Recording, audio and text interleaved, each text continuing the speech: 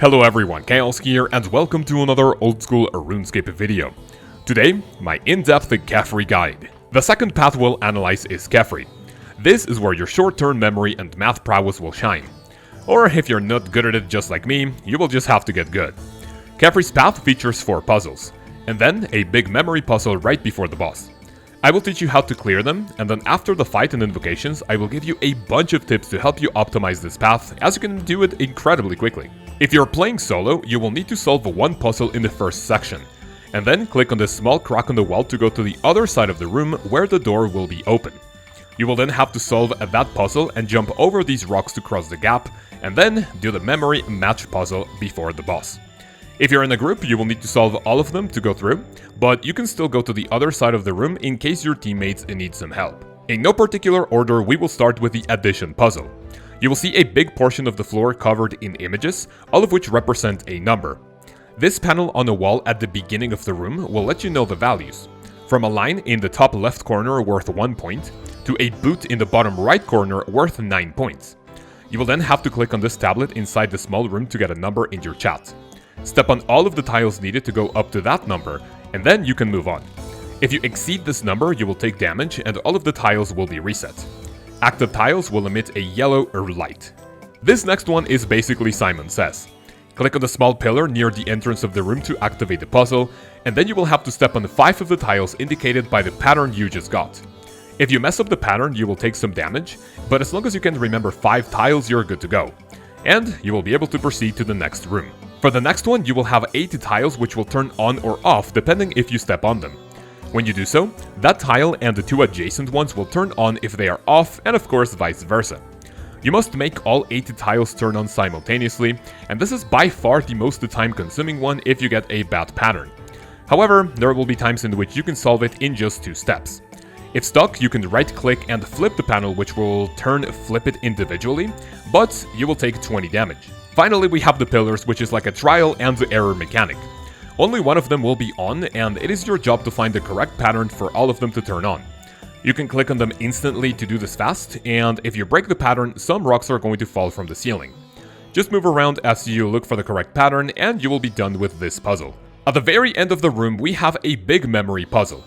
During a solo run, you will only need to match 5 pictures, and during a group, all 9 tiles will be hidden. You don't take damage if you mess up, but time is your biggest enemy here. During my solo runs, I like to open all of them from top left to bottom right, repeating the images I got out loud, and then going to the other side of the room to find the matching picture. After you clear the final puzzle, it is time to fight Kephri.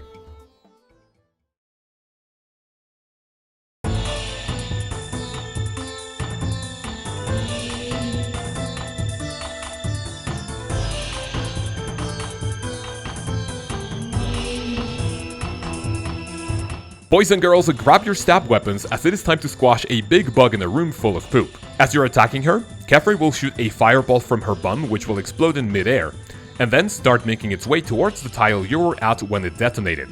It's a 1x1 attack, so just move 1 tile away. As you're dealing damage, Kephri will have a small delay in her attacks. Your character will then be covered in bugs, and she will knock you back while leaving a trail of poop behind you. Quickly click on either left or right to choose where you want to go, as this line of poop will act as a wall, and you're not going to be able to get past it. Please do this correctly, since you can actually get caught in a small area, and under the wrong circumstances, this will mean you're doomed. If you have to tank fireballs, just pray mage, because this will significantly reduce the damage. At some point throughout the fight, you will notice that Kephri will lay eggs around the arena. The light eggs will explode after a few seconds, dealing damage to any adjacent tiles, and when time is up, the dark eggs will hatch into agile scarabs.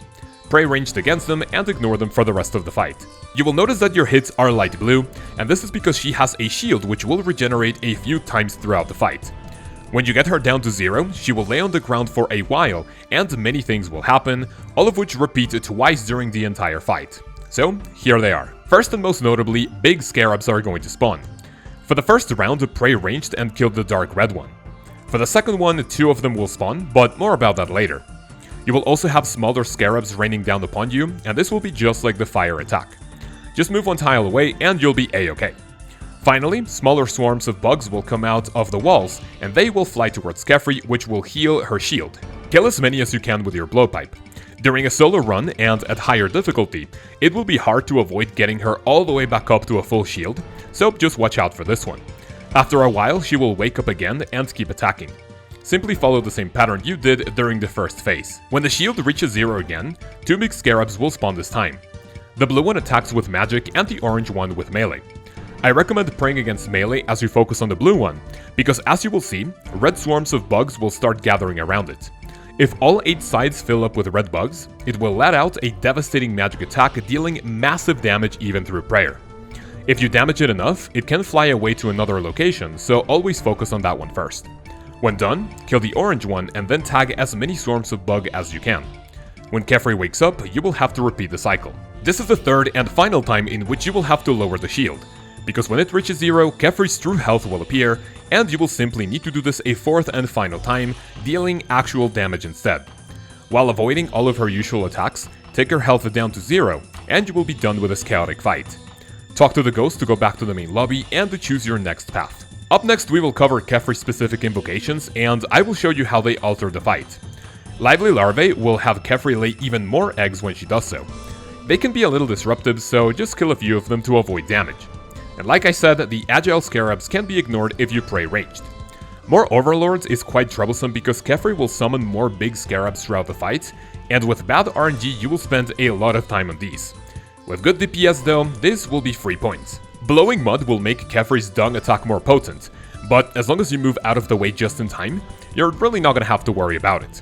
Medic will make it so bug swarms will spawn at any point during the fight, and will fly slowly towards Kephri, healing her shield if they get to her. Just equip your blowpipe and tag them real quick. And finally, Aerial Assault will make both Kephri's Firebomb attack and the exploding scarabs during the healing phase a 3x3 area of effect instead of a single tile. Just move 2 tiles away instead of 1 and you're good to go. When it comes to tips to maximize efficiency in this path, we have the following. For the addition puzzle, I'll link this image in the description, which is the total addition tiles in vertical, horizontal, and diagonal lines just in case you get a number that matches with it, so you can just run in a single line. If you don't want to have that picture up at all times, you can step on boot tiles which have the highest value of a multiple of 9, and then look at the edges of the floor, finding any number you are missing for your solution. For the Simon Says part, remember that you need to be on top of the tiles for it to count. If you run past them, you may skip on a crucial step. I'm not gonna get too much into how movement works, but remember that while running, you move 2 tiles per tick, skipping on a tile during your movement, of course. You can also move in an L like this in order to move strategically, and for you to get to your destination a little quicker and safer. Just like the addition puzzle, there is a way to brute force the light puzzle if there is 1 unlit tile left. I'll also link this picture in the description for you to check out, and with it you can solve any of these granted you have 7 lit tiles out of 8. For the trial and error one, you can attack the pillars from a distance with your blowpipe so you don't have to move to each one. If you get them wrong though, just move away and avoid the falling rocks. During the fight itself, you can use Blood Barrage on the swarm since you will always kill them in 1 hit, being a good source of heals if you find yourself low on HP. And finally, you can tag all of the bug swarms at the NPC indicator plugin for them to be more noticeable as you miss less of them. At higher levels, because of the path invocations, Kephri will shoot fireballs from her ass much faster, and even more healing scarabs will come to aid her between phases. And congratulations, you have now mastered Kephri. So, let's go back to the main hub and to take on our next challenge. Ladies and gentlemen, that's pretty much it for this video. Thank you so much for watching and of course making it this far.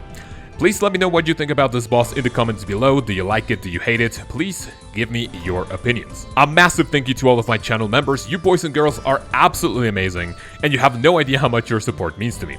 If you want to support this channel further, you can click the join button below for a monetary subscription and see all of the cool perks and benefits you can get in the channel.